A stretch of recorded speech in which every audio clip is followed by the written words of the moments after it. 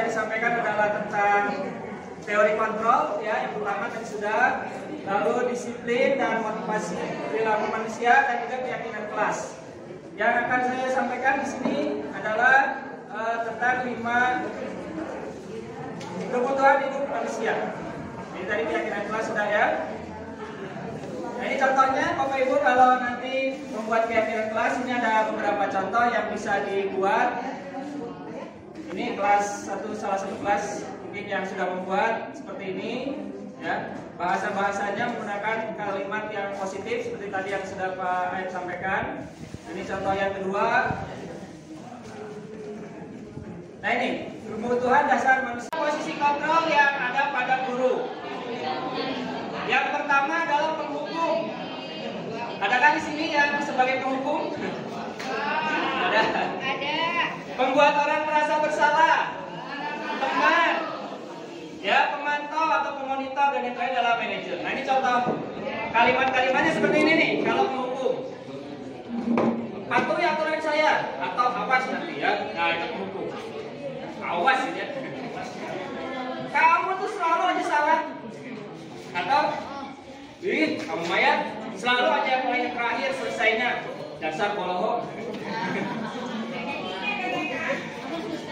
Nah, itu contoh menghukum. Contohnya. Lalu yang kedua, membuat orang merasa bersalah. Nah, kalau ini contoh ketika kita memposisikan diri kita sebagai pembuat orang merasa bersalah. Ibu tuh kecewa banget sama kamu. Nah, ya, contohnya kayak gitu. Atau berapa kali sih Bapak harus kasih tahu kamu?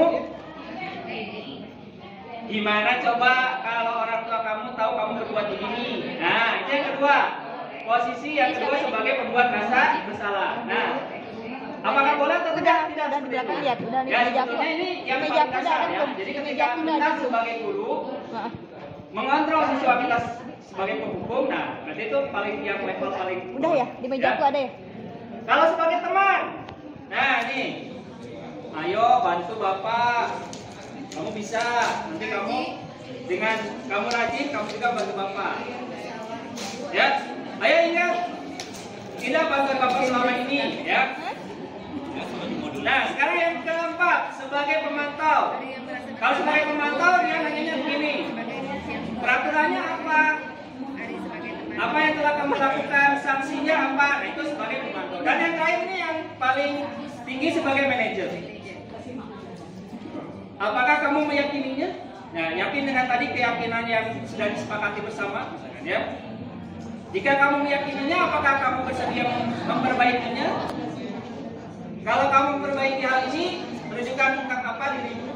Apa rencana kamu untuk memperbaiki hal ini? Nah, seperti itu contoh-contoh pertanyaan ketika dia sebagai seorang manajer, ya. Nah, ini ada kaitannya dengan yang ini, segitiga restitusi ini.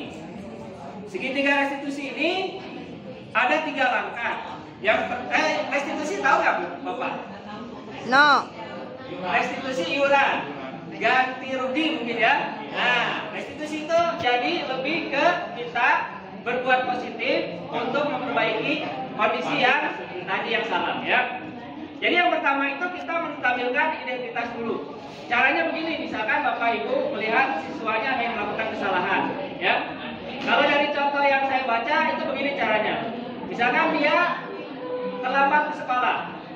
Nah, kita tanya dulu, ya. Nah, misalkan ya, hari ini sepertinya kamu datangnya terlambat. Nah, lalu kan dia bilang misalnya, ya Pak, maaf tadi saya kesiangan bangunnya. Nah, dengan menstabilkan identitas caranya dari perkataan kita, contohnya begini. Ya, kan semua orang bisa melakukan kesalahan. Bapak juga dulu waktu sekolah pernah terlambat, pernah kesiangan.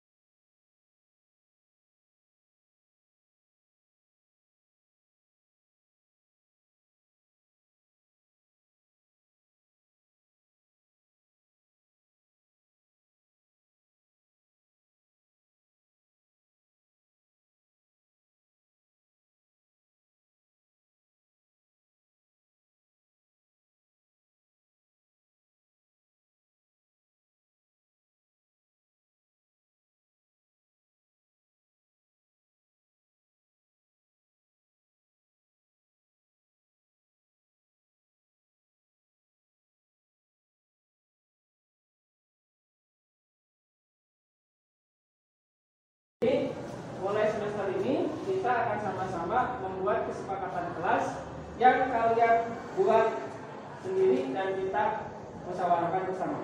Ya, mana yang akan kita sepakati. Ya, jadi kita akan menyepakati aturan-aturannya. Kalian nanti silakan Bapak berikan kertas ini, nanti kalian tuliskan ya. Nanti silakan boleh ditempel di sini. Ya. Kesepakatan kelasnya dalam bentuk kalimat positif. Maksudnya kalimat positif itu tidak mengandung kata tidak atau jangan. Misalkan jangan terlambat. Nah, itu kita ganti menjadi kalimat apa? Datang tepat waktu. Misalkan gitu ya. Atau tidak terlambat mengumpulkan tugas. Berarti gimana kalimatnya? Tepat waktu dalam mengumpulkan tugas. Gitu ya. Atau misalkan jangan membuang sampah sembarangan. Kita ganti itu kalimatnya, jangannya kita hilangkan menjadi apa? Membuang sampah pada tempatnya atau menjaga kebersihan lingkungan.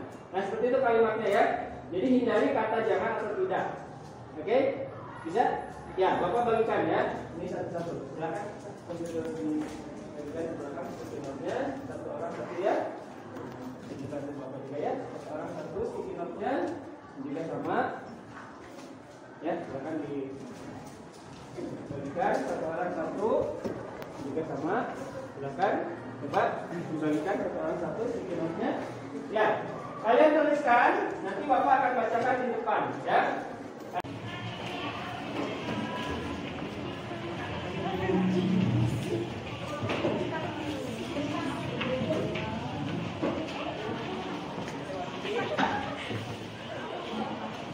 Ini yang kosong. Lewat ya. Piket tadi sudah, piket sesuai jadwal sudah, tepat waktu, oke, kebersihan sudah, tidak ngomong kasar. Nah, gimana? Sepakat tidak? Sepakat. Nah, kalau itu bahasanya kita ganti, bukan tidak ngomong kasar, tapi gimana?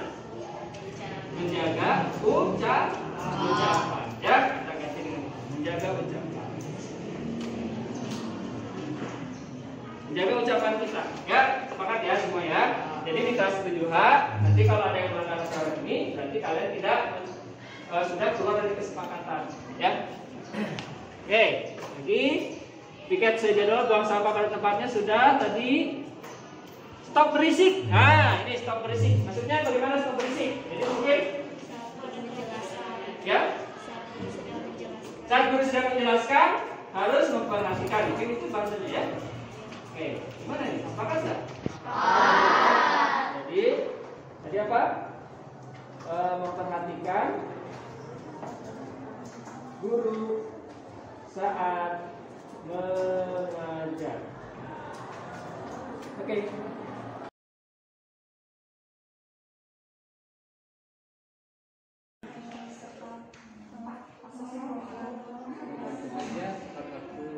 Bukan salah satu kesepakatan kelas kita ya. Sekarang gimana?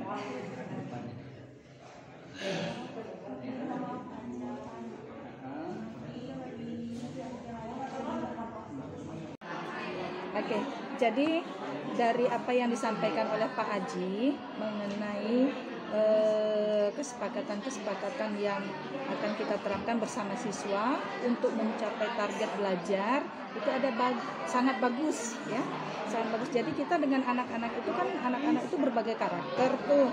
Jadi kita dari berbagai karakter itu tentu kan kalau terlalu banyak perbedaan kita agak sulit juga. Jadi kita sepakati aja mana misalnya kita tawarkan ke anak kesepakatan apa saja ketika kita belajar ini Pak Haji untuk bidang studi bahasa Inggris khususnya di kelas ini ya, saya ya dari apa yang Pak Haji sampaikan menjadi nilai positif pada saya ketika saya berada di kelas.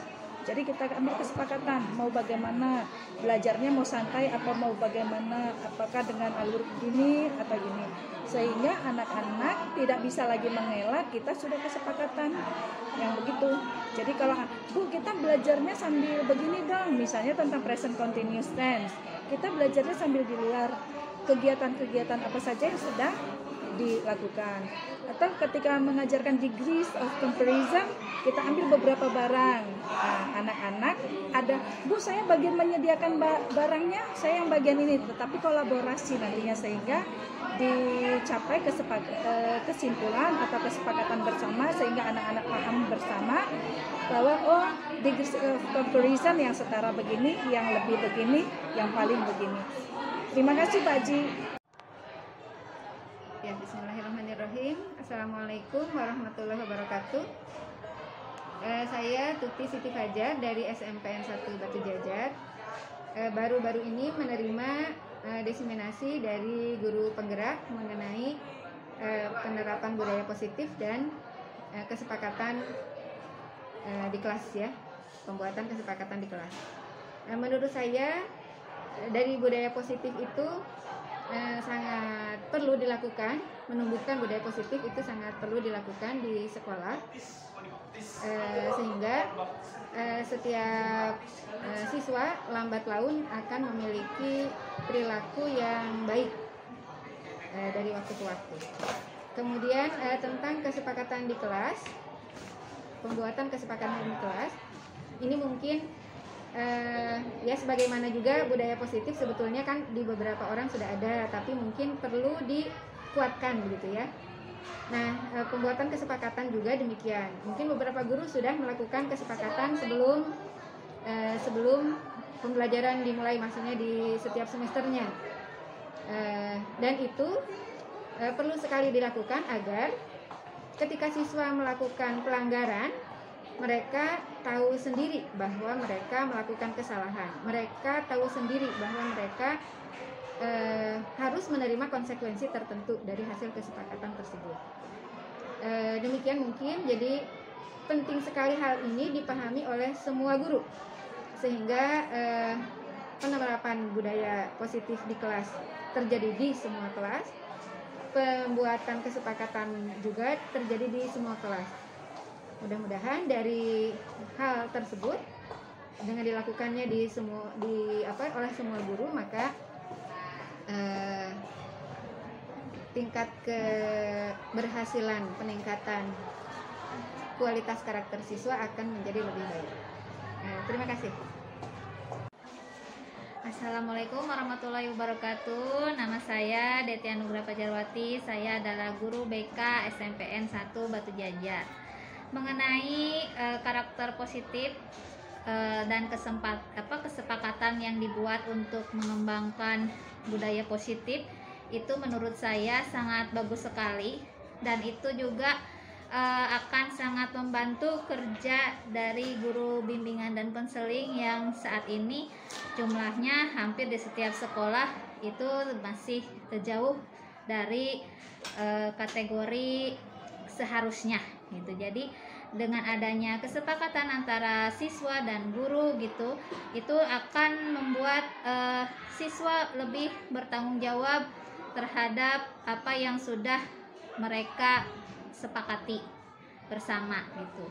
Karena selain itu juga mereka akan jadi mengingat apa saja yang sudah disepakati antara gurunya dengan mereka gitu, dan mereka akan selalu berhati-hati terhadap menjalankan kesepakatan itu. Dan itu sangat bagus sekali karena usia SMP itu sangat penting untuk mengembangkan, meningkatkan karakter bertanggung jawabnya gitu sebagai remaja, khususnya remaja awal. Demikian dari saya, terima kasih. Wassalamualaikum warahmatullahi wabarakatuh. Assalamualaikum warahmatullahi wabarakatuh. Perkenalkan, nama saya Fadli, saya wakil KM kelas 7H. Menurut saya tata tertib yang kemarin dibuat sangat baik. Siswa-siswa kelas 7H menjadi lebih tertib dan ada sedikit yang melanggar aturan, dan sama kami mencoba untuk menjadi siswa terbaik. Sekian dari Perkenalkan, nama saya Tiana Sari, saya wakil ketua murid di kelas 7H. Menurut saya aturan yang dibuat di kelas lebih mendukung semua siswa untuk lebih disiplin lagi. Dan menurut saya aturannya juga bagus untuk membuat siswa lebih sopan dan lebih menaati tata tertib juga. juga. Meskipun mungkin ada yang keberatan dengan beberapa, tapi menurut saya aturan di sekolah ataupun di kelas yang sudah dibuat oleh kebersamaan itu, menurut saya itu sudah benar dan tidak ada perubahan. Terima kasih. Perkenalkan, nama saya Firina Wafila, kak saya ketua kelas di kelas 7H. Menurut saya peraturan yang sudah dibuat secara bersama itu membuat siswa-siswa yang lain lebih